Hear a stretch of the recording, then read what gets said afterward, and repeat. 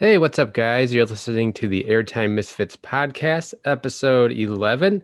I'm your host, Adam, alongside Nick. What's up? And we thought, wouldn't it be nice if we did? Ooh. That's a pun there because we're doing this episode not about a roller coaster, not about a park, but about a defunct coaster building corporation called Dinn. And they build wood coasters, hence the pun wood Dinn. Yes. And we might add that those coasters were not super duper great, but No. we'll dive into that. Yes, so stick around.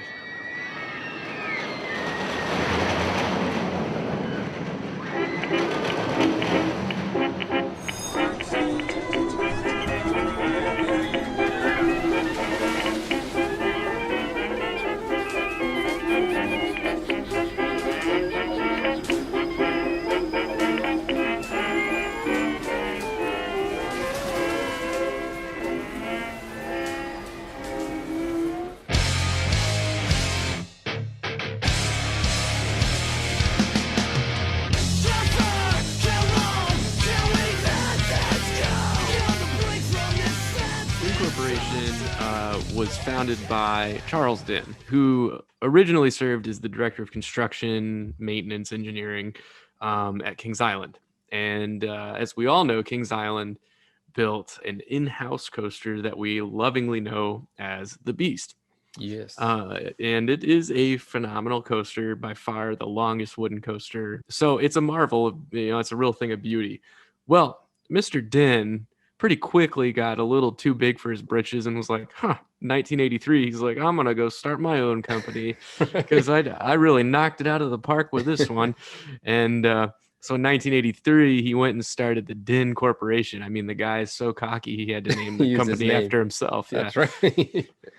Yeah. So, he started the Dinn Corporation. Things went pretty well starting out. They built your favorite coaster of all time, Wolverine Wildcat, pretty quickly. That's right. Oh, I love it. Yeah. Oh, yeah. At Michigan's Adventure, my home park. Yeah, the hometown hero, Wolverine Wildcat. And then, they built Timberwolf, and they also built Predator, which is a hot hunk of crap if you've ever ridden it. At Six Flags Darien Lake. At Darien Lake, yeah. And then Thunder Run, which we've had some good rides on, we've had some bad rides on. Yeah. The other cool thing about Charles Dinn during his time with that company is he took on the task of tearing down and relocating or rebuilding three, I would say, very phenomenal coasters. I guess I've only ridden one of them, but Wildcat Phoenix at Knoebels, Wildcat at Lake Compounds, and then Wild One at Six Flags America. I could imagine that was not a very easy task to have to pick apart board by board and relocate wooden coasters. You just don't see that. No, you don't. No, and I know you've ridden Phoenix and Wildcat, right? Yeah, I've been on all three of these coasters. Okay, yeah. I would say of the three, Wildcat was my least favorite, and that's fair. I've heard that. Right at the time when I rode it, it was pretty rough, and I think they've retracted since I've been on it, and maybe even gotten new trains. Oh, okay. So I would have to ride it again to see if it's any better. But I love Phoenix, and I thought Wild One is really good. It's, I think, one of the best coasters at Six Flags America, easily. Oh, easily. And it's one of the oldest coasters I've ever ridden. And I remember riding it with that in mind and just being blown away by how not terrible it was. It was really smooth for being, I think it's 100 years old or over. I mean, it's close. Like it opened in 1917. So wow, it just celebrated its 100-year anniversary a few years ago. Yeah, that's my nuts. Goodness. Yeah, that's wild. I guess I hadn't thought about that. And then in 1985, I guess Dinn moved it to Six Flags America. Was it Paragon Park? I don't know. Yeah, it was formerly at Paragon Park, and it was known as Giant Coaster. Yeah. Okay, gotcha. Yeah. So this was something that Charles Dinn did, and he apparently did it fairly well because the three that he ended up, picking up and moving and rebuilding, they were fairly solid coasters. Yeah, and they're still standing. Yeah, like Phoenix, I rode that for the first time last year, and I absolutely love it. It's easily one of my favorite wooden coasters, and that one. The story is when they removed the coaster from Playland Park, they did not have any kind of blueprints for the ride, so they had to individually number each piece of lumber and then Mm, transport it to Knoebels and then reconstruct it, matching all the numbers up. So it what was a a big mess. task. Yeah. Yeah, yeah. I mean, I'm sure, Dinn kind of building dud after dud Right. of his own coasters was like, oh yeah, I guess I can make some money here and take on the task of Right. relocating coasters and marketing myself that way. Yeah. So, he did that and he did a fairly good job at it. Obviously, as we all know, the last or the second to last, I guess, coaster that he built under Dinn Corporation was the one and only Mean Streak Mean at Cedar streak. Point. Yeah. And as we all know, that coaster is no more. Yeah. Thank goodness. Well, Mean Streak, when it opened, though, it opened as what I think tallest and Yeah. fastest and longest. No, not longest. That was still Beast, but tallest and fastest wooden coaster, I believe. Yes. Yeah. And it held that record for, I think, at least a couple of years. Yeah, yeah, and it was a really impressive coaster. Obviously, it didn't last long, or it didn't hold up well like most wooden coasters do. But Oh yeah, I mean, I remember writing it for the first time. I was probably like 6 years old. I remember just it looked really cool. Like oh yeah, aesthetically, it was a beautiful coaster. yeah, it is Now, absolutely. once you buckle in, it's a whole different story. But Yeah, it was it was a true representation of what a Dinn coaster is. I would say just a little too rough, a little too quick. Apparently, Mean Streak was rough the year it was built. yeah, it was rough, and because of that, I think they had to kind of installed some more brakes in the coasters Yep. and really try to slow down as much as possible. Hmm. And which I guess helped with decreasing how rough it was, but also decreased the enjoyment of the coaster, I would say. Oh yeah, I mean, gosh, for coasters like that, it's like you almost want the speed, but at the same time, if it's jackhammering you, you kind of don't mind the Right. brakes as much. Right. Yeah, so I know they trim braked the drop pretty bad. Oh So yeah. it held you like almost halfway down the hill before it released you. Oh yeah. And Yeah. then you They just kind definitely of did. like, yeah, coast through the rest of the coaster with kind of no force at all. So No force at all. yeah. Plenty of jackhammering. If you leave without a cracked tooth, it was a miracle. Yeah. Right. So yeah, I have a soft spot for Mean Street just because of the nostalgia behind it and just Yeah. thinking it looked cool. But Oh, it looked so cool. It was really it- intimidating looking, and yeah, yeah. yeah, but obviously Rocky Mountain Construction came and did what they've done with several other Dinn coasters now and Yeah. made it much better Yeah, because by far. yeah, I agree. Another coaster made by Dinn, which is very similar to Mean Streak, is Texas Giant at Six Flags Mhm. Over Texas, which was converted to New Texas Giant, which was RMC's first hybrid coaster, I believe. Yeah, yeah, and more recently for you and I, they also went for Georgia Cyclone, which was created by Dinn, Yeah. made that Twisted Cyclone, and that, Yep. as we know, is a phenomenal ride as well. It So is, yeah. It seems like the Dinn coasters and then the CCI coasters, which has a connection to Dinn. We'll get into that a little bit as well. mhm. All those coasters have a couple things in common. One, they're all pretty rough and Mhm. uncomfortable, and two, they make for great RMC coasters. Absolutely, and Yeah. even by far the worst coaster I've ever ridden, steel, wooden, or otherwise, is Predator at Darien Lake. I know you haven't ridden that yet, but No, oh I've my heard bad lord. things. Yeah, I know they're not giving it the RMC treatment, which I really wish they would. It would be the Yeah, prime candidate. right. But they're doing the Titan track, which that's what the fourth coaster that Dinn has built that they actually need to go in and like fix. To fix. Yeah. Yeah, that's Yeah. not a good sign. No, 4 for 10 total. Right. I mean, it's like, boy. Yeah. So yeah. Sorry, go ahead. I was just gonna say, of the coasters that are still remaining built by Dinn, that's Wolverine Wildcat, Mhm. Timberwolf, Predator, and Thunder Run. I would say Thunder Run's probably the best. Yeah, I would agree with that. And you get good rides on it, you get bad rides, but Yeah. pretty consistently I've really enjoyed Thunder Run. I really am I'm interested to ride Timberwolf. I'll be doing Yeah. that this summer. I've heard mixed reviews about that one. Yeah, I was just Um, gonna say Timberwolf, they did some retracking on it and some reprofiling of it. It did have a right. big helix that they removed and just replaced it with an overbank turn.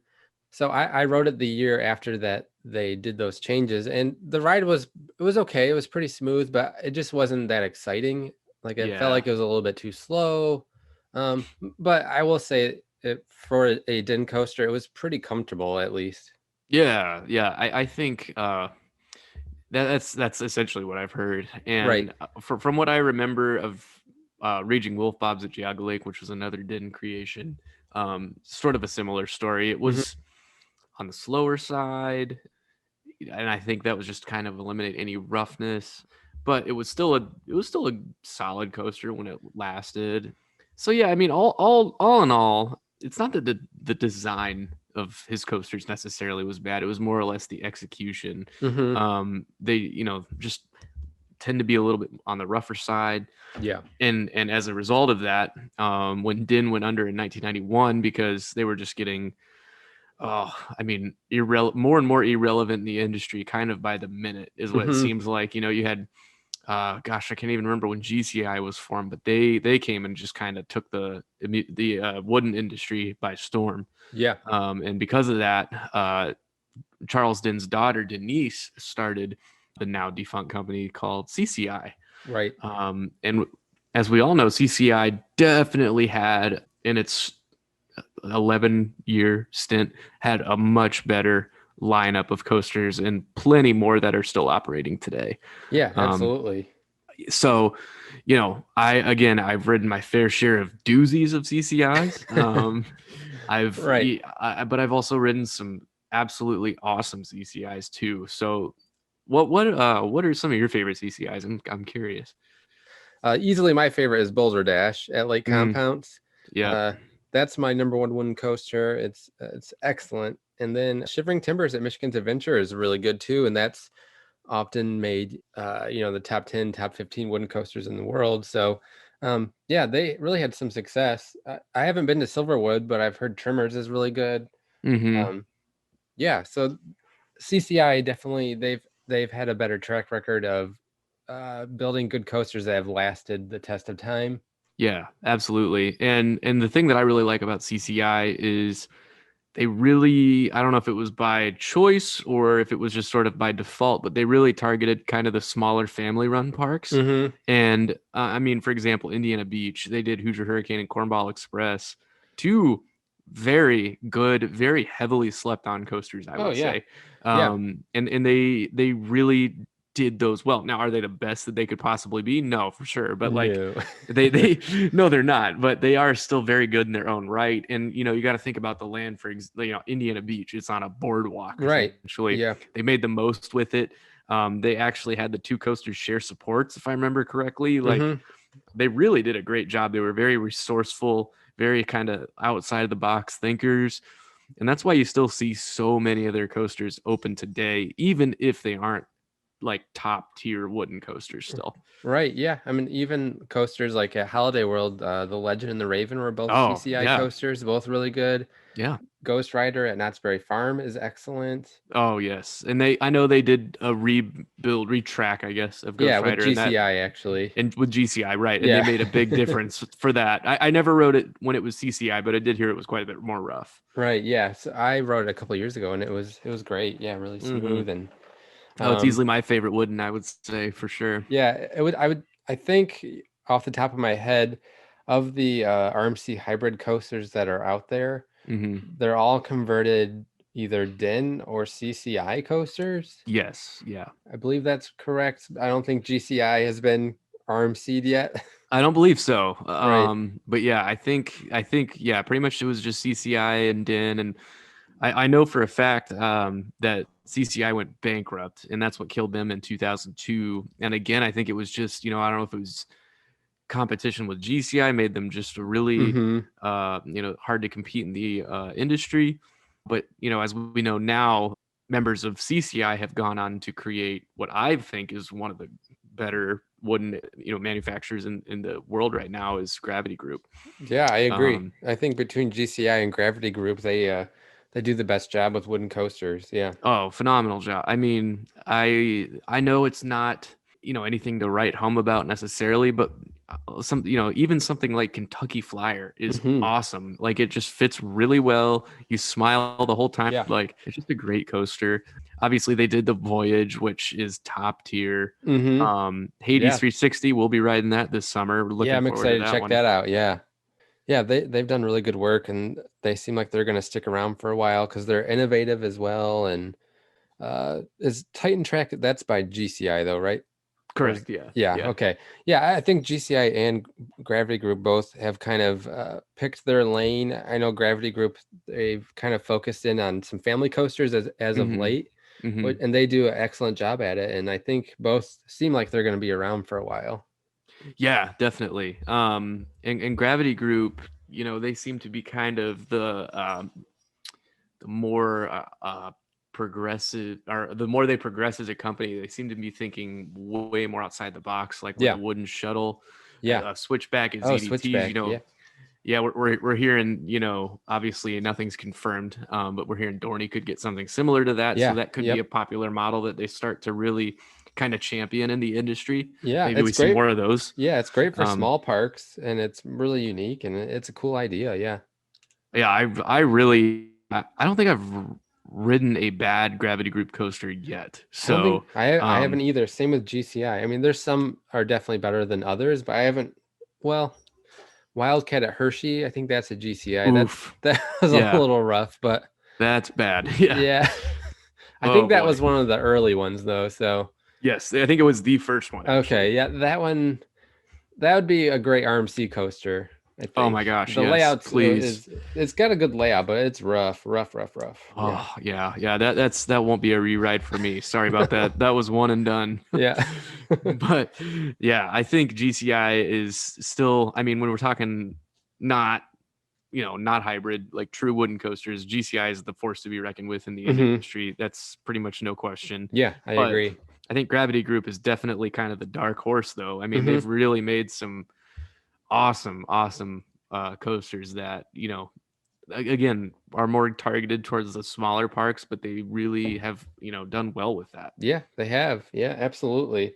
I wish Cedar Point would either get a Gravity Group or a GCI. I Oh, think that's that's something they're that's missing. Yeah.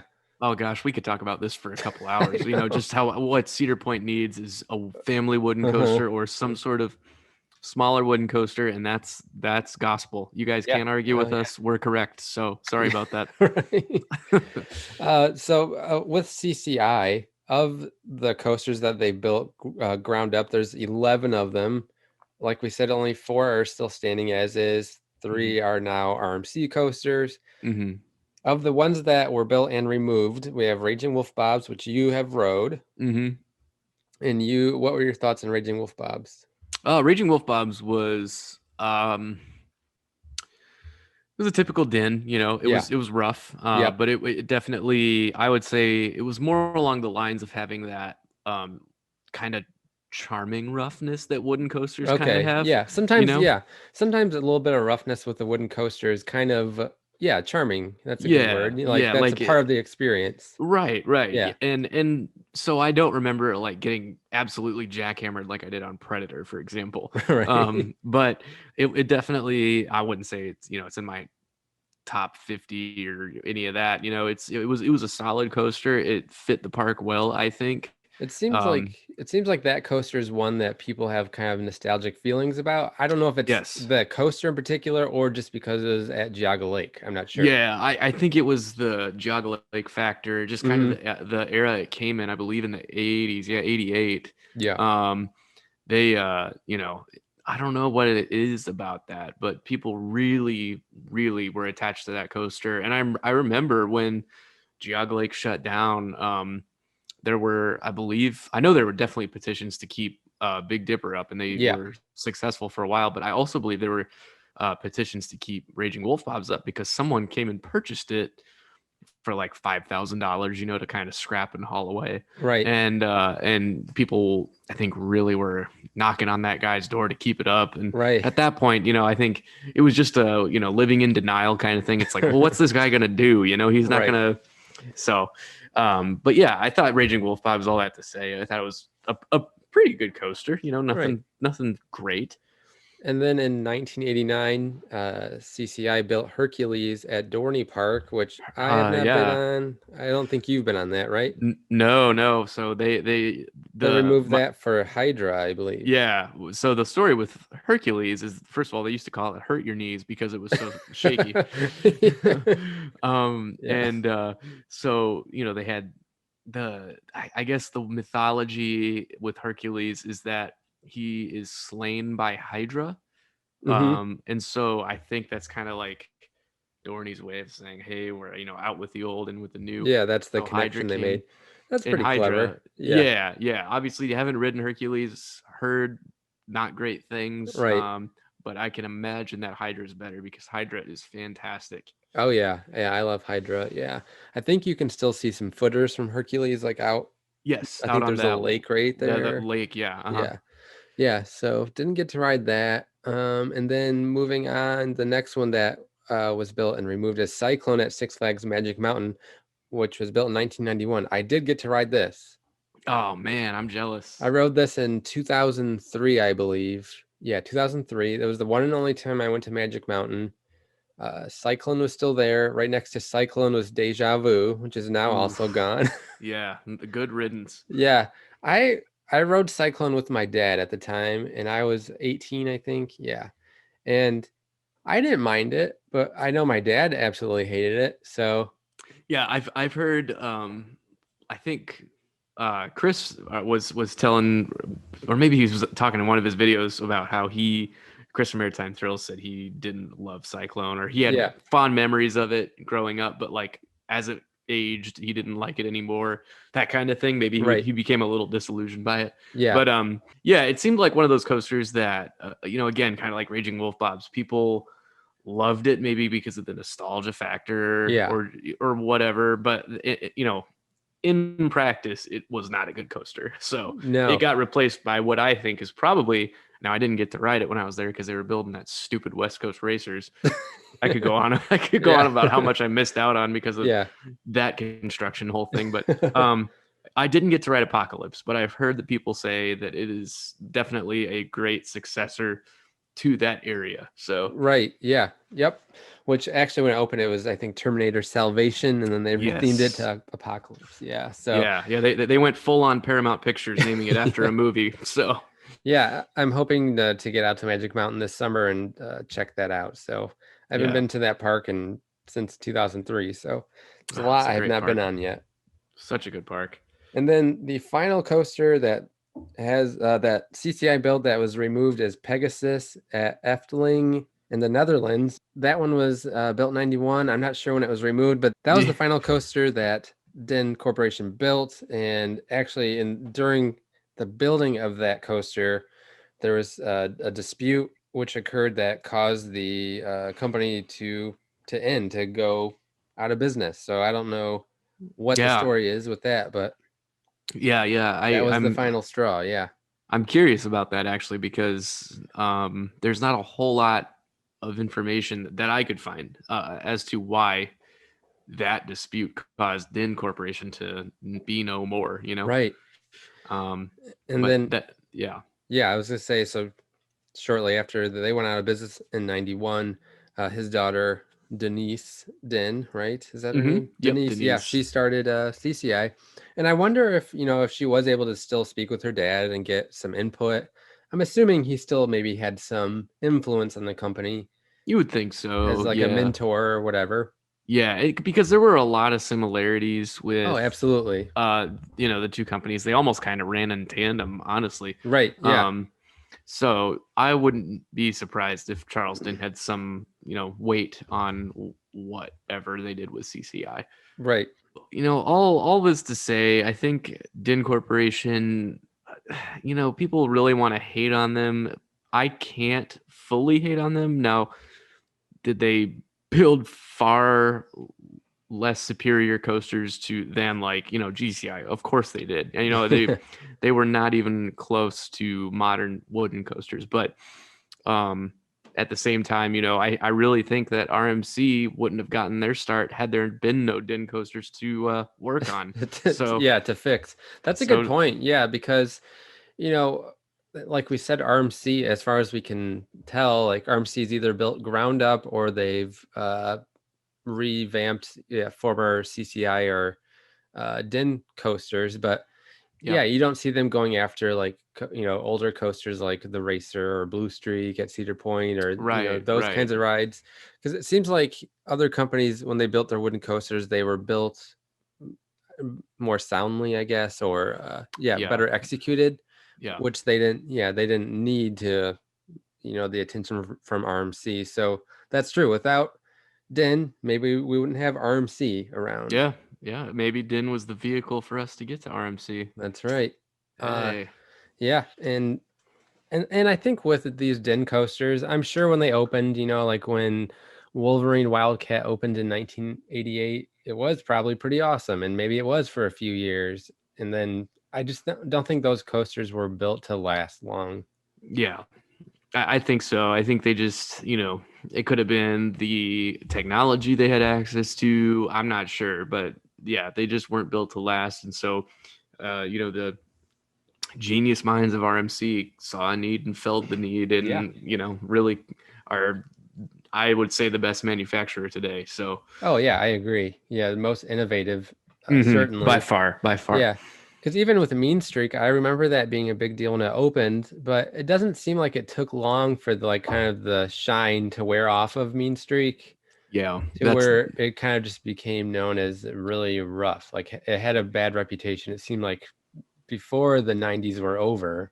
Yeah. I remember riding it for the first time in '99, and it was, if my memory serves me right, it was a walk-on. And every time since then, it was always a walk-on. Yeah, always a walk-on until they announced that they were removing it, and then people decided they loved it all of a sudden. Yeah. It's kind of funny when you do that. That classic saying, "You never know what you got till it's gone." Yeah. But yeah, certainly Twisted Cyclone's better than Georgia Cyclone. New Texas Giant's better than Texas Giant, and Steel Vengeance is better than Mean Streak. So, yeah. It just didn't. They did their job. They fulfilled their contracts, but ultimately they got replaced by something better. They did, yes. And I wonder, if some of these coasters, like, Cyclone at Magic Mountain or Hercules at Dorney Park, if they were around a little bit longer, like would those, could those have been RMC'd possibly? Oh yeah. I wonder, had they hung out for like 10 more years, right. Would they have been able to get RMC'd? And I think yes. It's possible. But, it seems like, I think like you're saying, I haven't been on Predator, but it seems like a great layout for RMC to come in. I think Thunder Run at Kentucky Kingdom is fine as is.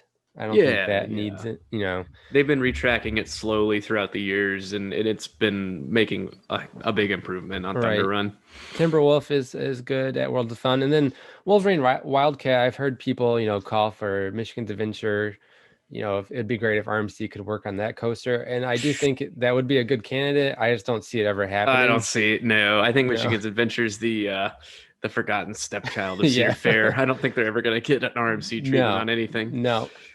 So that's a wild dream that will never happen. So yeah, unfortunately. Yeah. So if you've listened to this podcast before, you know that we like to look at old commercials for rides. So I went ahead and picked out a couple that I thought were pretty good.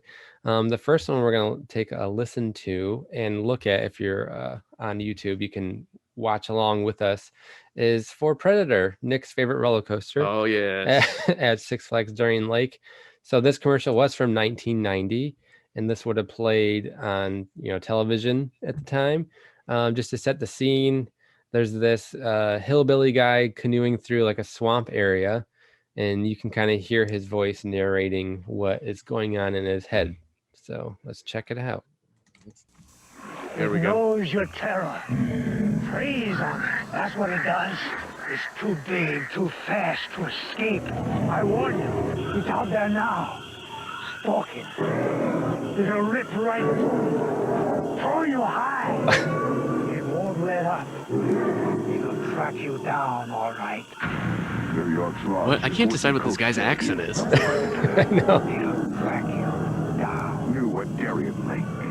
I can't either. It didn't sound like New York at all. No. It sounded like some mixture of like Irish and Yeah. I don't know, but yeah, Buffalo was not on that accent list. No. What I love about old commercials like this, because you get it a lot, like, Mantis comes to mind, and some of those other coasters of the 90s. So whenever they're themed about some creature or animal, they always say, like this one, he was saying, like, the predator will get you, it will toss you up and then pull you down, and like, all these adjectives that are describing the roller coaster. Oh yeah, it was, these coasters were made in the age of sci-fi, and yeah.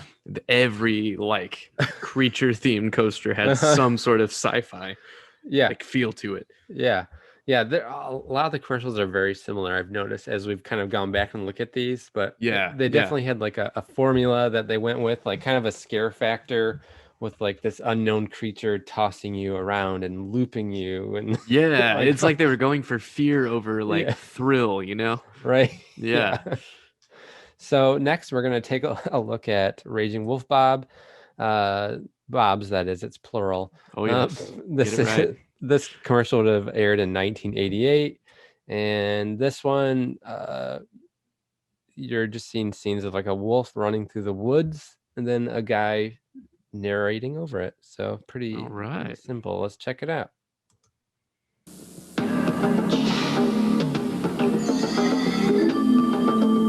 Its energy relentless.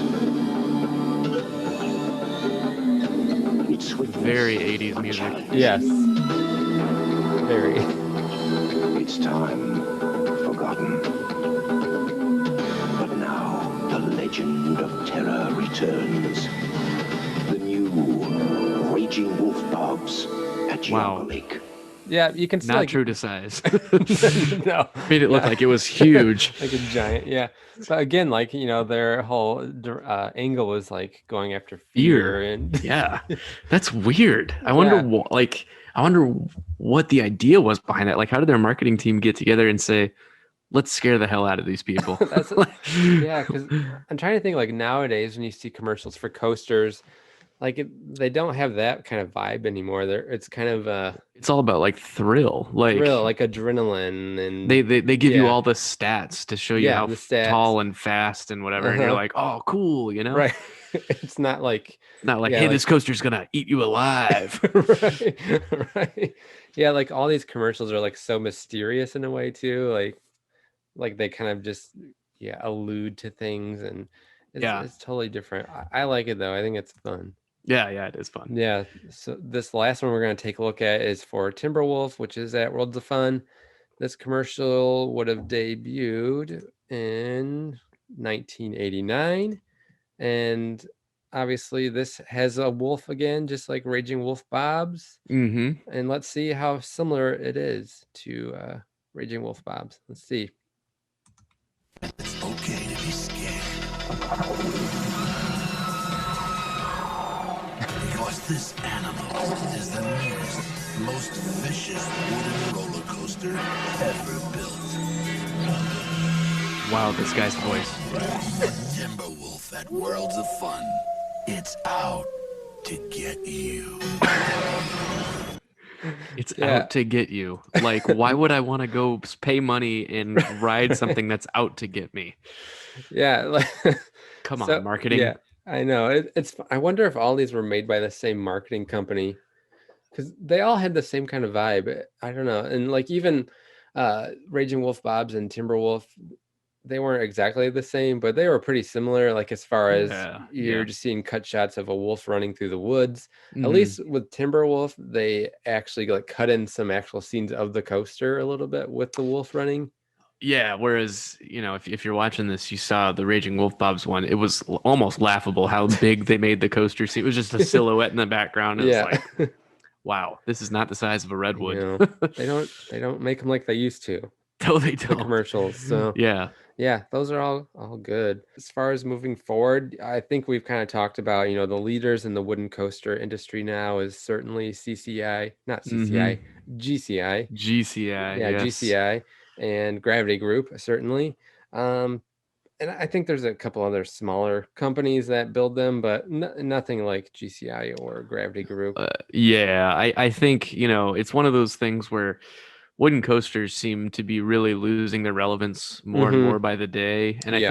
I think what RMC has done is tried to bring that wooden coaster kind of appeal back with the look and things, but still A smoother still experience. hybrid. Yeah, so, Right. yeah, right. So Well, and even GCI, they've kind of took that formula from RMC as well, and they've developed the Titan track, the Titan track, which yeah. is like that steel topper track, which they have implemented on Mine Blower in Florida. Not the entire coaster, but a section of it, and I think there's been a lot of success with that. And like you said, I think they're either doing with Predator, they're either working on it or they have. I'm not sure. I try not to pay attention to Predator. So and actually, I did see that they're working in Silverwood right now on trimmers. I believe they're adding some I Titan did track. see that. Yeah. Yeah, to sections of it. I don't think they've done a full coaster yet. So you can see going forward that that could be the case for a lot of older GCIs. Maybe they go back and do some Titan track in some of their older coasters. Yeah, I could definitely see that. I'm guessing I haven't ridden anything with the Titan track yet, but I'm guessing it's a much smoother experience. Something that is definitely needed for parks that don't want to go through the large expense of converting a coaster and just want to retrack it. Yeah, that's the, that's the nice thing about having these options, because like you were saying, parks have more options now rather than just removing a ride altogether. They have the option of preserving it but making it just a better experience, right? with, making it the topper track. So I think that's good. That's definitely changed the game for coasters. And even I think at IAPA a couple years ago, GCI showed a model of a coaster possibility that they had. It involved some inversions and stuff with track. So I think RMC, them coming in has kind of pushed the boundaries for everybody. Like, definitely. So, and we'll say it here on the Airtime Misfits podcast, without Dinn, there would be no RMC. That's facts. That's facts. That's facts. You can't dispute it. It is what it is. Alan Schilke, we love you, but you wouldn't have a job if it wasn't for the Dinn Corporation. Absolutely not. Signed, sealed, delivered for you right there. Yeah. So I think that will probably wrap up this episode. If you have been on any Dinn coasters and you love them and you think we're wrong, please let us know in the comment section. Make sure you follow us on Instagram and Twitter. And at Airtime Misfits, and also be sure to buy some cool stuff in our shop. We're running low on certain things, and the way we're doing it is one-time batches. So if you're like, man, I kind of want a candle still, well, you better act quick because we are running low. Yes, and we have some new pennants in our store. Nick and I are both all about getting those coaster credits, so we have started a credit chaser club. So we have some credit chaser pennants, and we should have some more stuff coming soon to go along with that theme. Make sure you check those out. They are 4x9. They would be perfect for a cubicle or a small wall space or something like that. So, we have a very limited supply of those, so make sure you check those out. And you can find all that at airtimemisfits.com. Yep. Be sure to do that, and don't sleep on it, because once it's gone, it is not coming back. That's right. Yes. Thanks again for listening. We hope that you will go back and listen to our old episodes if you haven't done that, and stick around for the next one. We will see you then. Thanks, guys. See ya.